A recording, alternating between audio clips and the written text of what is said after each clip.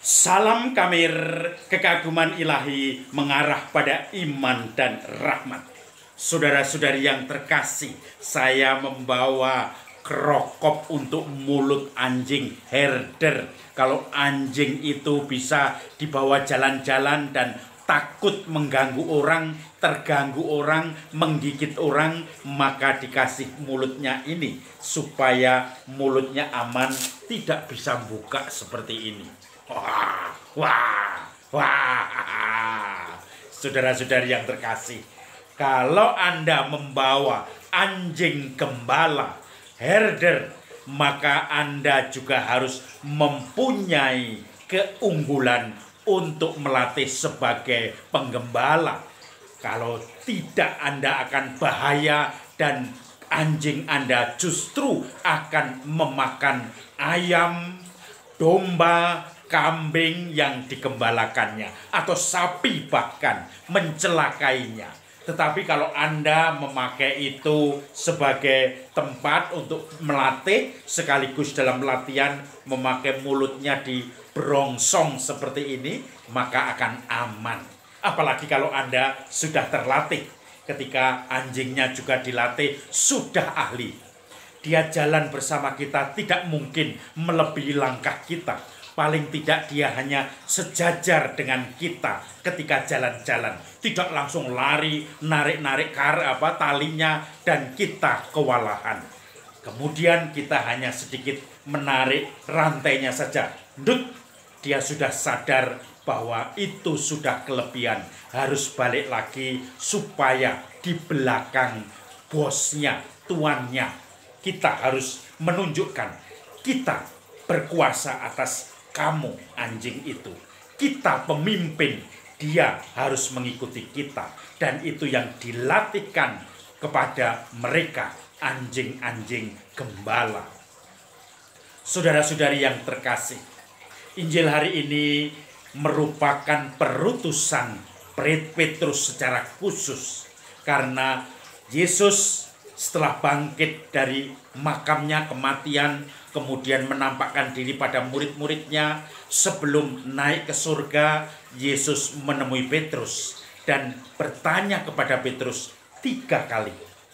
Petrus, apakah engkau mencintai aku? Atau Simon, apakah engkau mencintai aku? Karena nama lain Petrus adalah Simon Petrus. Ya Tuhan, aku mencintaimu melebihi segala sesuatu. Kalau begitu, gembalakanlah domba-dombaku. Lalu bertanya lagi Yesus, Simon, apakah engkau mencintai aku melebihi segalanya? Ya Guru, aku mencintai engkau melebihi segalanya. Gembalakanlah domba-dombaku. Lalu Yesus bertanya untuk ketiga kalinya, Petrus, Simon, apakah engkau mencintai aku?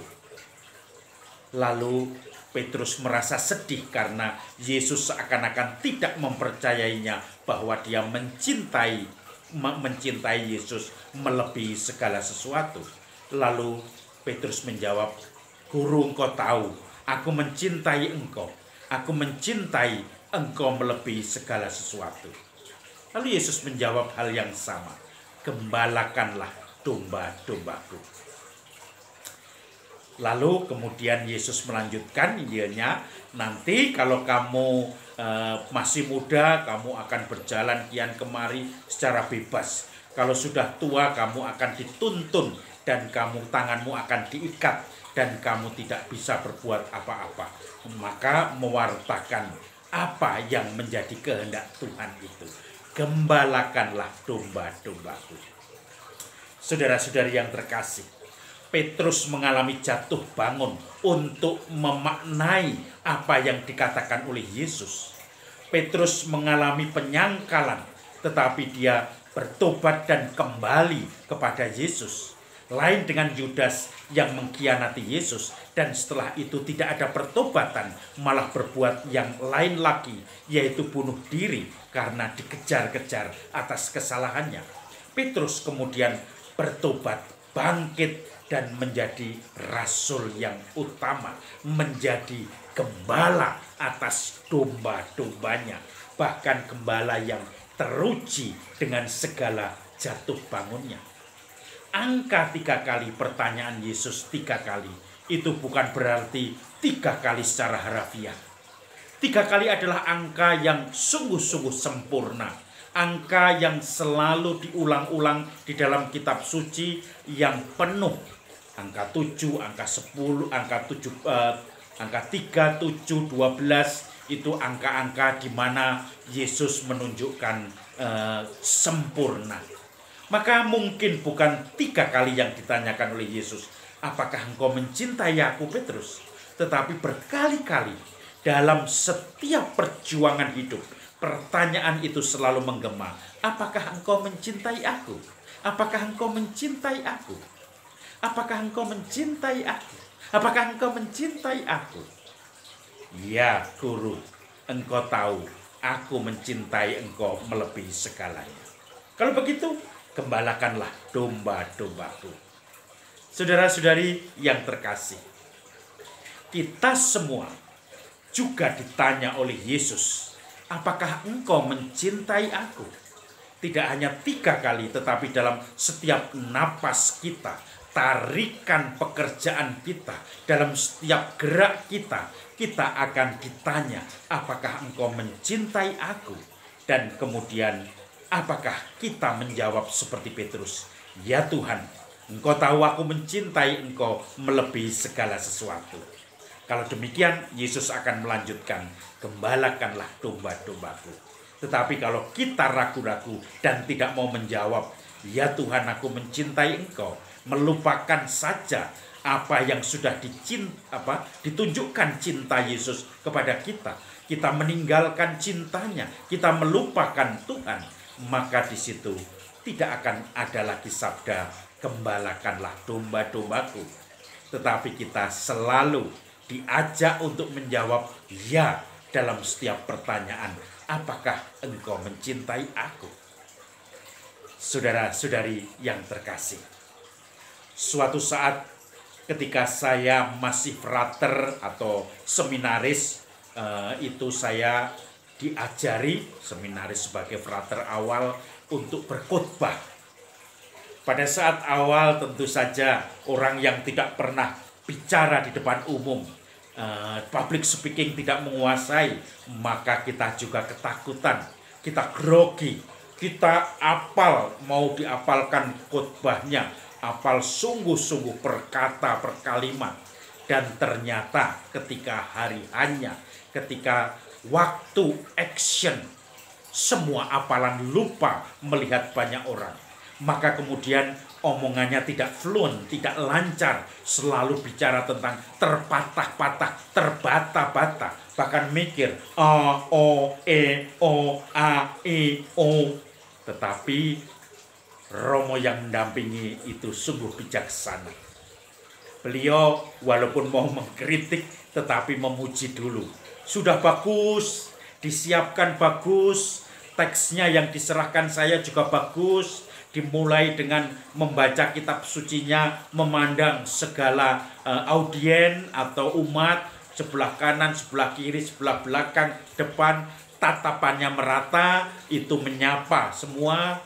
Kemudian mungkin yang perlu diperbaiki adalah tidak perlu dihafalkan per kata, per kalimat, tetapi poinnya, sehingga ketika hafalan hilang menjadi tidak kehilangan jalan, tidak kehilangan aliran, maka kemudian tetap mengalir. Saudara-saudari yang terkasih, dengan hal seperti itu saya merasa terlecut, tersemangati. Satu, kita dipuji walaupun kita terbatas. Dua, kita diberi semangat. Yang ketiga, kita ditunjukkan kelemahan kita supaya kita berkembang, tetapi menunjukkannya seakan-akan itu kelemahan yang tidak berarti, dan kemudian jalan saja. Yang penting latihan, latihan, latihan, jam terbang. Saudara-saudari yang terkasih, gembala yang sesungguhnya adalah gembala yang bukan menghakimi domba-dombanya, bukan menghakimi orang-orang yang menjadi tanggung jawabnya. Gembala yang baik, di mana kita diutus sebagai gembala itu, Gembalakanlah domba-dombaku. Membuat domba menjadi nyaman. Membuat domba menjadi berkembang.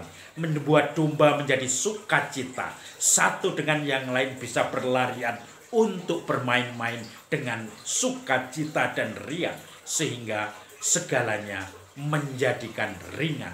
Menjadikan domba-domba kita berkembang.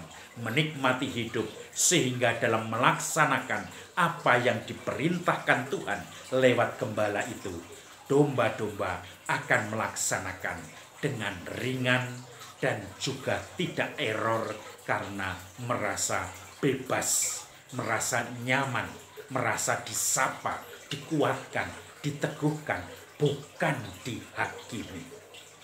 Saudara-saudari yang terkasih, kita semua adalah gembala. Apakah kita tipe gembala yang menghakimi?